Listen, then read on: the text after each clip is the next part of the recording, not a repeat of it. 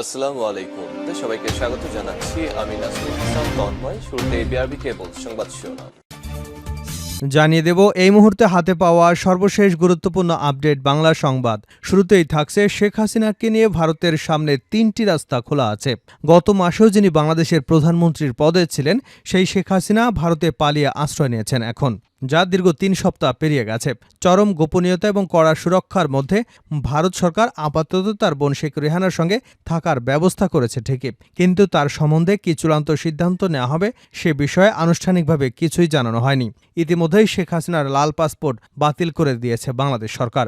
এখন শেখ হাসিনাকে নিয়ে নরেন্দ্র মোদী কোন পথে হাঁটবেন? প্রিয় দর্শক, এ বিষয়ে থাকছে একটি গুরুত্বপূর্ণ আলোচনা, সঙ্গে থাকুন। এবার জানাবো হারুন আসে সন্দেহে উত্তরায় বাড়ি ঘেরাও। আলোচিত সাবেক ডিবি প্রধান মোহাম্মদ হারুনা রশিদ রাজধানীর উত্তরার একটি ভাড়া বাসায় অবস্থান করছেন। এমন সংবাদের ভিত্তিতে ওই বাসা ঘিরে রাখে স্থানীয়রা। পরে খবর দেওয়া হলে ঘটনাস্থলে উপস্থিত হয় পুলিশ ও সেনাবাহিনী।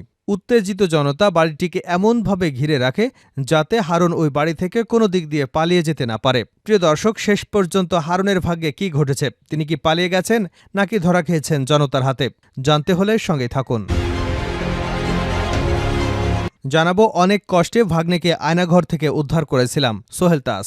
রাজনীতিতে ফেরার কোনো আগ্রহ নেই বলে জানিয়েছেন সাবেক স্বরাষ্ট্র প্রতিমন্ত্রী তানজিম আহমেদ সোহেল তাস।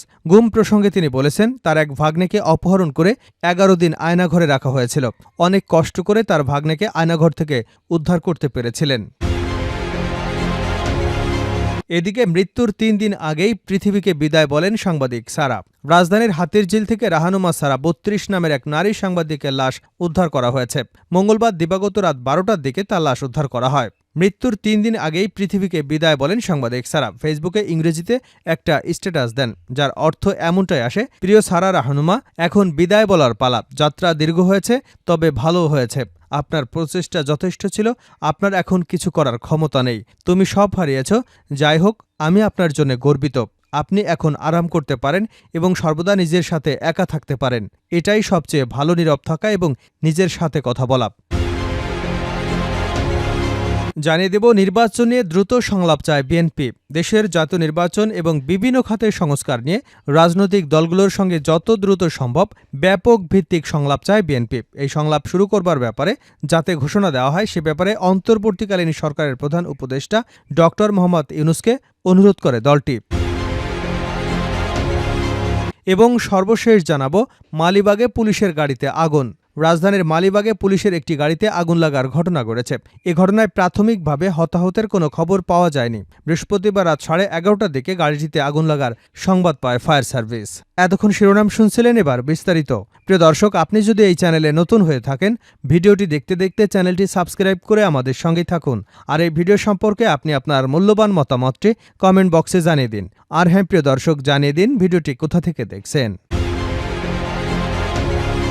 শেখ হাসিনাকে নিয়ে ভারতের সামনে ৩টি রাস্তা খোলা আছে।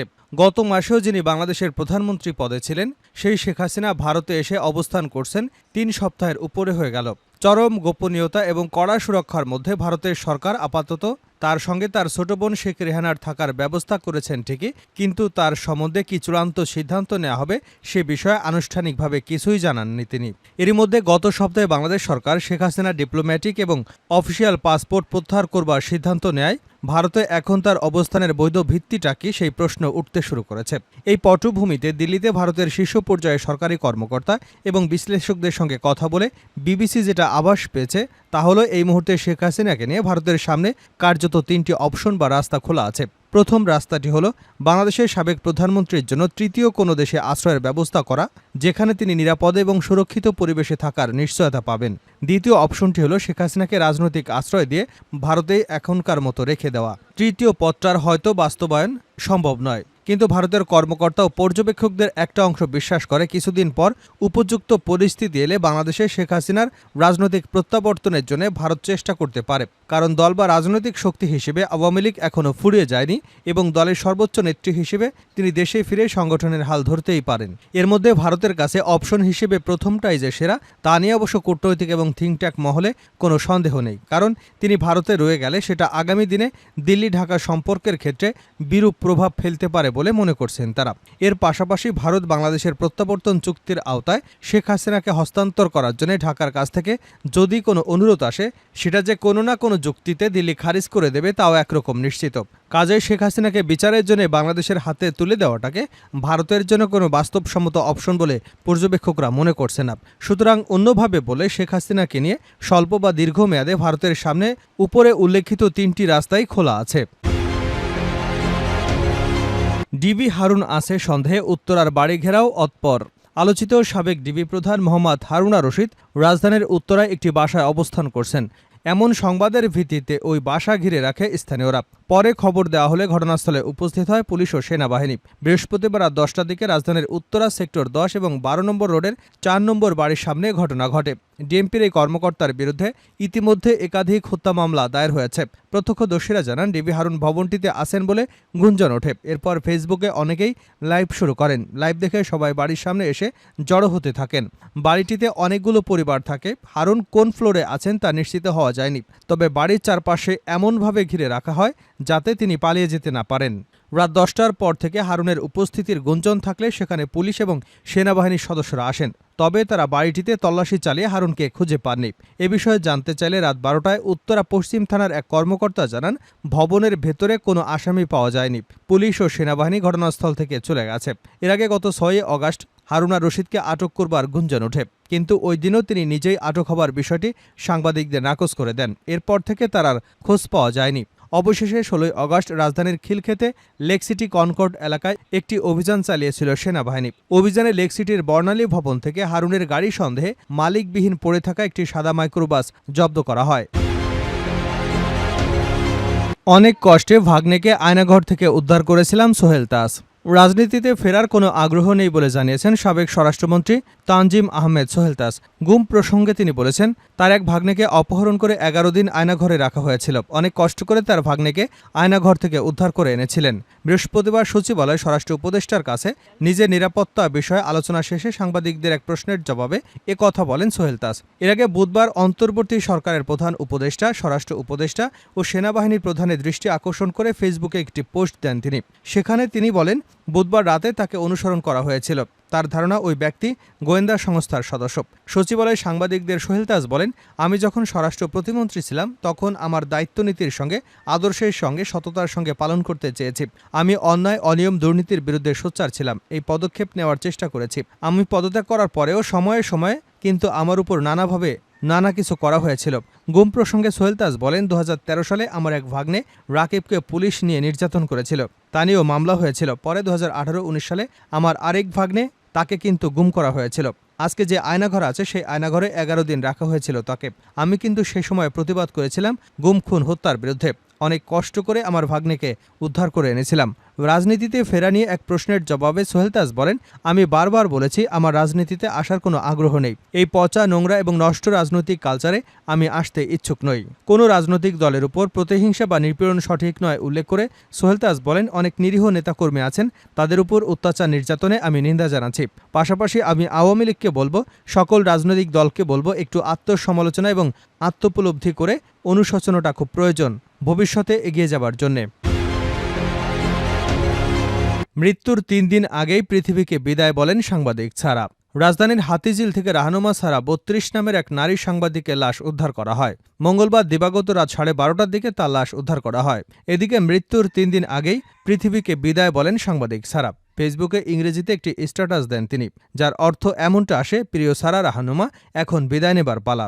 যাত্রা দীর্ঘ হয়েছে, তবে ভালোও হয়েছে। আপনার প্রচেষ্টা যথেষ্ট হয়েছে। আপনার এখন কিছু করার ক্ষমতা নেই। তুমি সব হারিয়েছ। যাই হোক, আমি আপনার জন্য গর্বিত। আপনি এখন আরাম করতে পারেন এবং সর্বদা নিজের সাথে একা থাকতে পারেন। এটাই সবচেয়ে ভালো নীরব থাকা এবং নিজের সাথে কথা বলা। আপনার বায়ুরন্ধ খোঁজা উচিত নয়, কারণ এটি আপনার জন্য উপযুক্ত নয়। নিশ্চিত করুন যে সবকিছু চলছে। শুধু নিজের সাথে একা থাকতে পারদর্শী হয়ে উঠুন। আপনার সীমা জানা গুরুত্বপূর্ণ। ভালো থাকুন।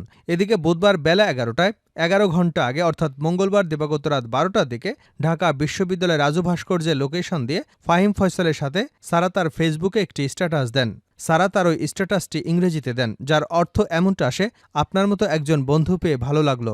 ঈশ্বর আপনাকে সর্বদা আশীর্বাদ করুন। আশা করি আপনি শীঘ্রই আপনার সমস্ত স্বপ্ন পূরণ করবেন।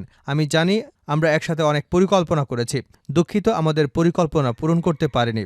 ঈশ্বর আশীর্বাদ করুন। এছাড়া এই স্ট্যাটাসের আরও 1 ঘন্টা আগে আরও একটি স্ট্যাটাসে সারা লিখেন, জীবন মৃত্যু হয়ে থাকার চাইতে মরে যাওয়াই ভালো। সারা জিটিভি নিউজরুম এডিটর হিসেবে কাজ করতেন। তিনি কল্যাণপুরে থাকতেন বলে জানা গেছে। সারা নোয়াখালী সোনাইমুড়ি উপজেলার ইসলামবাগ কৃষ্ণপুর গ্রামের বখতিয়ার শিকদারের মেয়ে।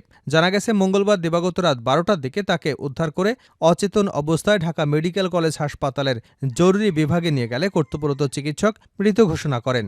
এ বিষয়ে সারার স্বামী সায়েদ শুভ্র বলেন, আমরা সম্পর্কের মাধ্যমে 7 বছর আগে বিয়ে করেছি, পরিবারকে না জানিয়ে। গতকাল সারা অফিসে গিয়ে রাতে আর বাসায় না ফিরে একজনকে দিয়ে রাত 10:30টার দিকে বাসা ভাড়া টাকা পাঠিয়ে দিয়েছিল। পরে আমি তাকে ফোন করে বলি, রাতে তো তুমি বাসায় আসতে, তাহলে অন্যকে দিয়ে কেন টাকা পাঠিয়েছ? তখন সে ব্যস্ততার সঙ্গে কথা বলে ফোন রেখে দেয়। তাদের মধ্যে কোনো ঝগড়া হয়নি দাবি করে তিনি বলেন, তবে বেশ কিছুদিন আগে থেকে আমার স্ত্রী বিচ্ছিন্ন হয়ে যেতে চাচ্ছে। আমরা দুজনই কাজে অফিসে গিয়ে ডিভোর্স দিয়ে আসব। দেশের এই পরিস্থিতিতে আর কাজে অফিসে যাওয়া হয়নি। এদিকে রাহানুমাকে হাসপাতালে নিয়ে আসা পথচারী সাগর বলেন, হাতিরঝিলে লেকের পানিতে ভাসমান অবস্থায় ওই নারীকে দেখতে পায়। পরে অচেতন অবস্থায় তাকে উদ্ধার করে ঢাকা মেডিকেল কলেজে নেওয়া হলে চিকিৎসক মৃত ঘোষণা করেন। ঢামেকের হাসপাতালের পুলিশ ক্যাম্পেইনের ইনচার্জ পরিদর্শক বাচ্চু মিয়া বলেন, আমরা লাশটি হাসপাতালের জরুরি বিভাগের মর্গে রেখেছি। ঘটনাটি হাতিরঝিল থানা পুলিশকে জানানো হয়েছে।